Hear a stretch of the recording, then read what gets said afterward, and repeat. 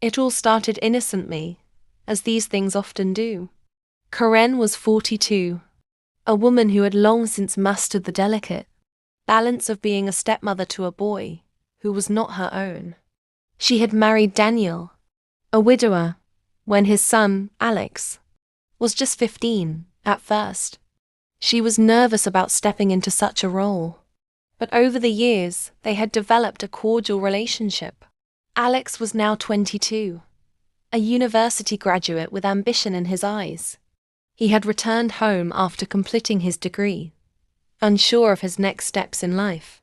Karen was proud of him. Though she hadn't given birth to him, she had always felt a quiet satisfaction in knowing she had contributed to the man he was becoming. But then the small moments began.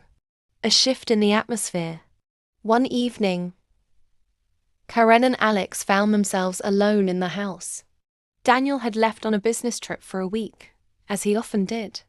Over dinner, they spoke more openly than usual. Alex talked about the pressures he felt to succeed, his insecurities about relationships, and his fears of letting his father down. Karen listened intently, her maternal instincts kicking in. She reached out and placed her hand on his.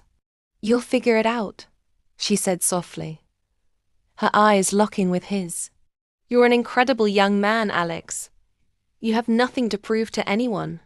It was a simple gesture, but the intensity of the moment lingered. Alex's eyes held hers a little too long before he nodded and pulled his hand away. The first misstep. A few nights later, Karen found Alex in the living room, slumped on the couch, staring blankly at the TV. He had been drinking, a bottle of whiskey half empty on the coffee table. "Are you okay?" she asked, sitting beside him. He shrugged, his expression unreadable. "Just thinking about life, about how nothing ever feels enough." Karen hesitated but stayed. They talked for hours, sharing vulnerabilities that neither had dared express before.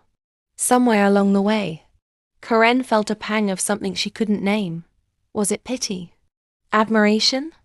Attraction? When Alex leaned in to kiss her, she didn't stop him.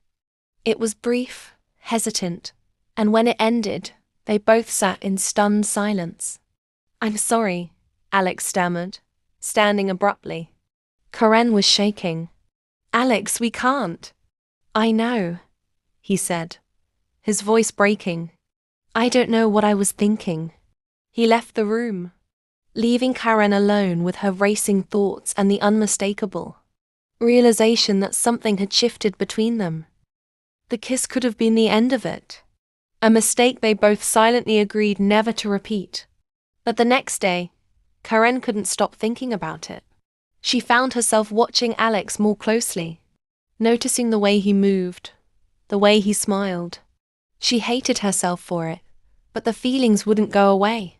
One night, as they passed each other in the hallway, Alex stopped. "Karen," he said softly, "I can't stop thinking about you." Her heart pounded. "Alex, this is wrong." "Your father, I know," he interrupted. "But I don't care. Do you?"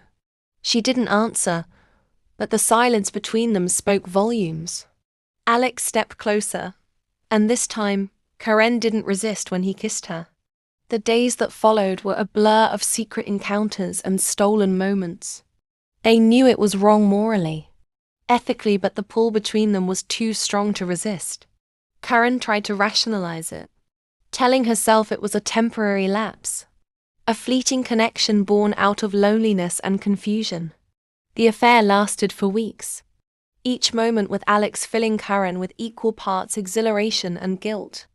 She found herself avoiding Daniel, unable to look him in the eye. She told herself she needed to end things with Alex, but every time she tried, she faltered. Everything came crashing down one evening when Daniel returned, home earlier than expected. Karen was in the kitchen, laughing with Alex over a shared joke. She didn't notice the way Daniel watched them from the doorway, his eyes narrowing at the intimacy between them.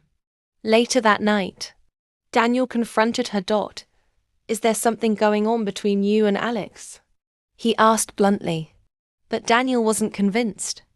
Over the next few days, he became increasingly suspicious, watching her every move, questioning her about her time with Alex. The tension in the house was unbearable. Eventually, the truth came out. Alex, racked with guilt, confessed to his father. Daniel was devastated. His anger was volcanic, but beneath it was a deep, soul-crushing pain. You were supposed to be his mother, he spat at Karen. How could you do this to us? Karen had no answer. She tried to explain, to apologize, but there was no justification for what she had done. Daniel asked Karen to leave the house. Their marriage was over, and Alex too faced his father's wrath. The family was shattered, the bonds between them irreparably broken. Months later, Karen sat alone in a small apartment, reflecting on the choices that had led her here. She had lost everything: her marriage, her family, her sense of self. The connection she had felt with Alex, as intense as it was, had been fleeting.